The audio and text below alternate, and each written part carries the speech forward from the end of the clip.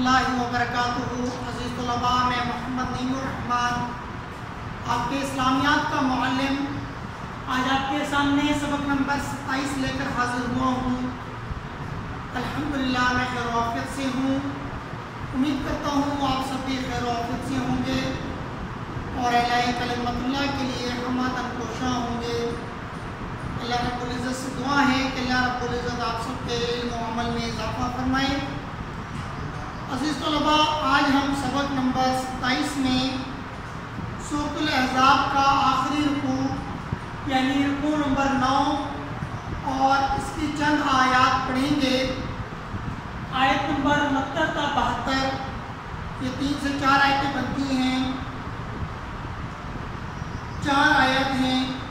آج ہم ان کا ترجمہ اور اس کی تفسیر پڑھیں گے اور انشاءاللہ ہم اپنے سبق نمبر 28 میں لیکچر نمبر 28 میں سورۃ الاحزاب کو مکمل کر لیں گے۔ اس کے بعد سورۃ الممتحنہ جو 2 رکوع پر مشتمل ہے، یہ سورت آپ کی رہ جائے گی۔ تو بغیر کسی وجہ کے ہم اپنا سبق شروع کرتے ہیں۔ عزیز طلباء، آپ اپنی کتاب کا صفحہ نمبر 44 پیج 44 نکال لیں۔ صفحہ نمبر 44 پیج 44۔ بسم اللہ الرحمن الرحیم۔ یا ایھا الذین لا تکونوا، اے لوگو، یا ایھا الذین، اے لوگو، آمنو، جو ایمان لائے ہو، لا تکونوا، تم نہیں ہو جانا، کالذین، ان لوگوں کی طرح، آذوا، جنہوں نے تکلیف پہنچائی، جنہوں نے رنج دیا موسیٰ علیہ السلام کو، فبرأہ اللہ، پھر اللہ نے بے عیب ثابت کر دیا، مما قالوا، جو وہ کہتے تھے، وکان، اور ہے، عند اللہ، اللہ کے نزدیک، وجیہن، وہ بلند مرتبے والا۔ کون؟ حضرت موسیٰ علیہ السلام۔ محاورہ ترجمہ دیکھیں، پھر میں آپ کو اس آیت کی پوری تفسیر بیان کرتا ہوں کہ اس آیت میں کیا بات بیان کی گئی۔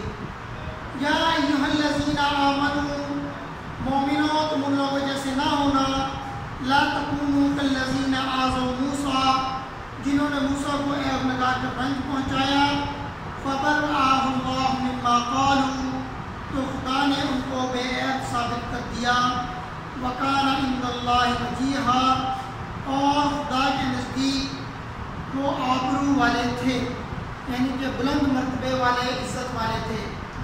عزیز طلباء، اس آیت کے اندر کیا بات بیان کی جا رہی ہے کہ حضرت موسیٰ پہ کیا عیب لگایا گیا اور اللہ نے ان کو بے عیب کیسے ثابت کیا؟ اس کی پوری ایک تفسیر ہے، میں بیان کر رہا ہوں، آپ غور سے سنیں، کیونکہ جب تک تفسیر سمجھ میں نہ آئے آیت کا ترجمہ سمجھ میں نہیں آتا۔ عزیز طلباء، حضرت موسیٰ علیہ السلام اللہ رب العزت کے بڑے ہی برگزیدہ پیغمبر تھے۔ حضرت موسیٰ علیہ السلام کو اللہ رب العزت نے حیا، شرم و حیا کا پیکر بنایا تھا۔ حضرت موسیٰ علیہ السلام اپنے زمانے کے لوگوں کی طرح، وہ لوگ ندی میں جا کر ایک دوسرے کے سامنے غسل کرتے تھے، حضرت موسیٰ علیہ السلام ایسے نہیں کرتے تھے۔ حضرت موسیٰ علیہ السلام علیحدگی میں غسل کیا کرتے تھے۔ تو جب حضرت موسیٰ علیہ السلام کو ان لوگوں نے کہا کہ آپ ہمارے ساتھ غسل کیا کریں، ندی پر جایا کریں، ہمارے ساتھ ہی نہایا کریں، تو حضرت موسیٰ علیہ السلام نے انکار کیا۔ تو ان لوگوں نے ایک بات مشہور کر دی، وہ بات یہ تھی کہ حضرت موسیٰ علیہ السلام کے جسم میں کوئی عیب ہے یا ان کی شرمگاہ میں کوئی عیب ہے، اس طرح کی بات مشہور کر دی۔ جب یہ بات بہت زیادہ مشہور ہوئی تو اللہ رب العزت نے اپنے پیغمبر کو اس بات سے، اس بری خبر اور اس عیب سے بری کرنا تھا، تو اللہ رب العزت نے اس کا ایک کیا۔ وہ فیصلہ کیا تھا کہ جب حضرت موسیٰ علیہ السلام اکیلے میں ندی پر غسل کرنے کے لیے، نہانے کے لیے گئے تو آپ علیہ السلام نے اپنا کپڑا اتار کر ایک پتھر کے اوپر رکھا اور ندی میں نہانے لگے۔ جب نہا کر فارغ ہوئے تو جب کپڑے کو ہاتھ لگانے لگے تو وہ کپڑا جس پتھر کے اوپر تھا، اللہ رب العزت کے حکم سے وہ پتھر چلنے لگ گیا۔ حضرت موسیٰ علیہ السلام نے اس کے پیچھے بھاگنا شروع کر دیا۔ اب وہ پتھر آگے آگے، حضرت موسیٰ اس کے پیچھے۔ حضرت موسیٰ علیہ السلام یہ کہہ رہے تھے، رک جا میرے کپڑے دے، کہاں جا رہا ہے، رک جا میرے کپڑے دے، کہاں جا رہے ہو۔ اور اس طرح وہ پتھر چلتا ہوا ایک لوگوں کے مجمع میں، جہاں پر 5-7 لوگ تھے، مختلف تفسیر میں مختلف باتیں ہیں، وہاں تک پہنچ گیا۔ مختصراً یہ کہ اللہ رب العزت نے اپنے پیغمبر کو بے عیب ثابت کرنا تھا، تو جب حضرت موسیٰ علیہ السلام اس کے پیچھے گئے تو وہ پتھر جا کر ان چند لوگوں کے پاس رک گیا۔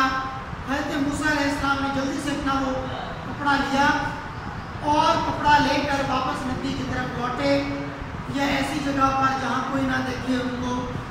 لیکن ان کو برہنہ حالت میں ان لوگوں نے دیکھ لیا تھا جو وہاں پر موجود تھے، اور پھر انہوں نے خود اپنی زبان سے یہ کہنا شروع کر دیا کہ ہم نے جو الزام، جو عیب موسیٰ پر لگایا تھا، موسیٰ تو ویسے نہیں ہے، موسیٰ علیہ السلام تو بالکل ٹھیک ٹھاک ہیں۔ اور اس طرح ان کے دل و دماغ میں جو بات تھی اور جو عیب انہوں نے لگایا تھا حضرت موسیٰ علیہ السلام پر، اللہ رب العزت نے اس کو خود دور کر دیا۔ اگلی آیت میں اللہ رب العزت اسی بات کو مزید تفصیل کر بیان کر رہے ہیں کہ اے مومنو، تم ہمیشہ سیدھی بات کیا کرو، کوئی مبہم بات نہ کیا کرو، اور اگر کسی بات کا تمہیں علم نہ ہو تو پھر وہ بات نہ کرو۔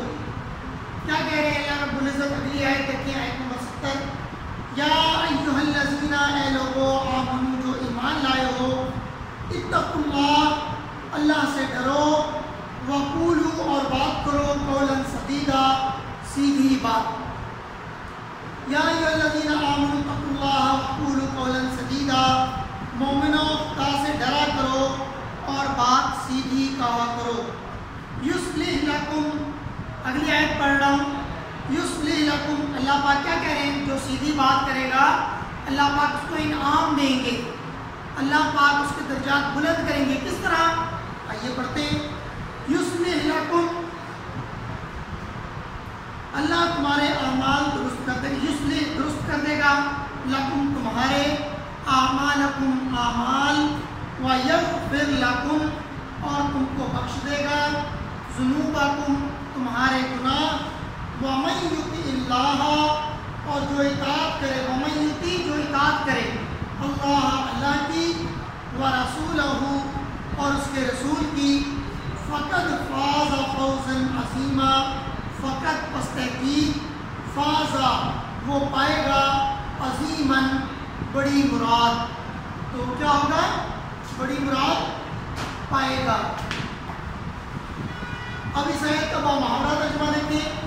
یصلح لکم اعمالکم ویغفر لکم ذنوبکم، وہ تمہارے اعمال درست کر دے گا اور تمہارے گناہ بخش دے گا۔ ومن یطع اللہ ورسولہ فقد فاز فوزا عظیما، اور جو شخص خدا اس کے رسول کی فرما برداری کرے گا تو بے شک بڑی مراد پائے گا، یعنی کہ اللہ پاک اس کو بڑا اجر دیں گے۔ اس میں کوئی مشکل بات نہیں ہے۔ اس آیت کے اندر اللہ رب العزت نے مختصر اور واضح انداز میں یہ فرما دیا مومنوں کو خطاب کر کے کہ ہمیشہ سیدھی بات کرنا، اگر تم سیدھی بات کرو گے تو اللہ پاک تمہارے اعمال بھی درست کر دیں گے، اللہ پاک تمہارے گناہ بھی بخش دیں گے، اور اللہ پاک نے تمہارے لیے ایسا اجر تیار کر رکھا ہے جس کو پا کر تم خوش ہو جاؤ گے۔ اور یہ ساری چیزیں کس کے لیے ہیں؟ کے لیے جو اللہ اور اس کے رسول کی اطاعت اور فرما برداری کرے گا۔ اس کے بعد آیت نمبر 72، انا بے شک عرضنا ہم نے پیش کیا الامانت امانت، اللہ کا معنی آپ سب کو پتہ ہے پر ہوتا ہے، السماواتی آسمانوں پر، والارض اور زمینوں پر، والجبال اور پہاڑوں پر، فابینا تو انہوں نے انکار کر دیا، ان یحملنہا اس کے اٹھانے سے، واشفقنا اور ڈر گئے، منہا اس سے، وحملہا اور اس کو اٹھایا، الانسان انسان نے، انہو بے شک وہ کون انسان، کانا ہے یا تھا، ظلومن ظالم، جہولا جاہل۔ عزیز طلباء با محاورہ ترجمہ دیکھیں، انا عرضنا الامانۃ علی السماوات والارض والجبال فابین ان یحملنہا واشفقن منہا وحملہا الانسان، ہم نے بار امانت آسمانوں، زمینوں اور پہاڑوں پر پیش کیا تو انہوں نے اس کے اٹھانے سے انکار کیا، وَأَشْفَقْنَ مِنْهَا اور اس سے ڈر گئے، وَحَمَلَهَا الْإِنسَانُ اور انسان نے اس کو اٹھا لیا، إِنَّهُ كَانَ ظَلُومًا جَهُولًا بے شک وہ ظالم اور جاہل تھا۔ عزیز طلباء اس آیت کی تفسیر سن لیں۔ پہلی بات تو یہ کہ وہ کون سی امانت تھی جو اللہ رب العزت نے آسمانوں پر، زمینوں پر اور پہاڑوں پر پیش کیا، تو ان پہاڑوں، زمینوں اور آسمانوں نے اس کو اٹھانے سے انکار کر دیا۔ عزیز طلباء اس آیت میں اللہ رب العزت نے جس چیز کے اٹھانے کا ذکر کیا وہ تمام احکامات ہیں جو اللہ رب العزت نے اپنے بندے پیغمبر پر نازل کیے، اور وہ قرآن مجید جو حضور علیہ السلام پر نازل ہوا، اور وہ تمام فرائض جن کی ادائیگی ہم کرتے ہیں، اس میں نماز، روزہ، حج، زکوٰۃ، یہ ساری چیزیں شامل ہیں۔ تو اللہ رب العزت نے یہ چیزیں پہلے آسمانوں، زمینوں اور پہاڑوں پر جب پیش کیا تو انہوں نے اس کے اٹھانے سے انکار کر دیا اور ڈر گئے۔ کیوں انکار کیا؟ کیونکہ وہ لوگ جانتے تھے کہ یہ چیز جو ہے، یہ بار امانت بہت سخت ہے، اس کا حکم اور اس پر عمل کرنا بہت ضروری ہے۔ پھر اس کے بعد اللہ رب العزت نے جب یہ چیزیں انسان پر پیش کی تو انسان نے اس کو اٹھا لیا، اور جب انسان نے اس کو اٹھا لیا یعنی اس امانت کو لے لیا تو اللہ رب العزت پھر اس کو کہہ رہے ہیں کہ یہ ظالم بھی اور جاہل بھی۔ کیوں؟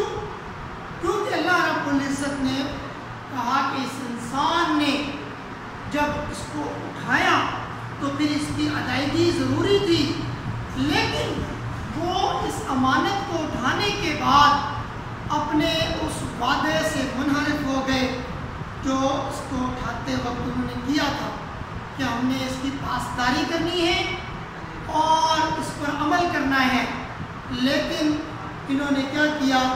نماز کی پابندی چھوڑ دی، باقی احکامات پر عمل کرنا چھوڑ دیا، اپنے وقت کے نبی کی بات ماننا چھوڑ دی، تو پھر کیا ہوا؟ یہ انسان اس طرح ظالم بن گیا، اور انسان جاہل بھی ہے۔ کیوں؟ کیونکہ اس کو عقل نہیں تھی اس وقت کہ جب پہاڑوں نے اور زمینوں نے اور آسمانوں نے اس بار کو اٹھانے سے انکار کیا تو انہوں نے اس کے اٹھانے سے انکار کر دیا کیونکہ وہ جاہل تھے۔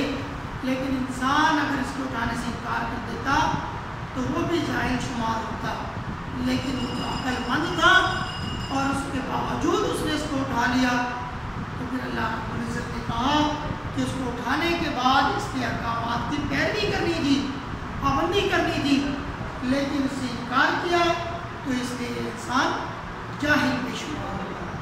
تو عزیز طلباء، یہاں پر ہمارے آج کا سبق ختم ہوا۔ آپ کی ڈائری ہے، آپ نے آیت نمبر 69 تا 72 یہ 4 آیتیں بنتی ہیں، ان کا ترجمہ آپ نے اچھی طرح یاد بھی کرنا ہے اور اس کی پریکٹس بھی کرنی ہے۔ اس رکوع میں سے اکثر ایک آیت جو ہے وہ آپ کے امتحان میں آ جاتا ہے، اس لیے اس رکوع کو اچھی طرح تیار کریے گا۔